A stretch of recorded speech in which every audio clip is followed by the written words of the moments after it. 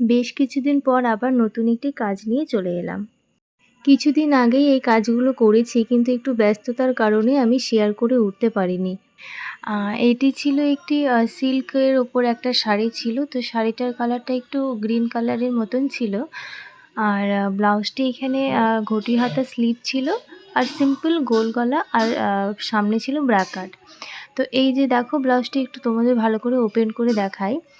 ফ্রন্টের ছিল কিন্তু ফ্রন্ট ওপেন, আর পেছনটা ছিল গোল গলা। আর এখানে পাড়ের যে অংশটা থাকে সেটা কিন্তু সম্পূর্ণ ছিল না। তো সেটাকে আমি স্লিভসে অ্যাটাচ করার পর যতটুকু পাড় ছিল সেটা আমি পিঠে একটু লাগিয়ে দিয়েছি। আর এখানে নেক লাইনটা সম্পূর্ণই কিন্তু পাইপিং দিয়ে হাইলাইট করেছি, আর হাতাতেও এখানে পাইপিং দিয়ে হাইলাইট করেছি।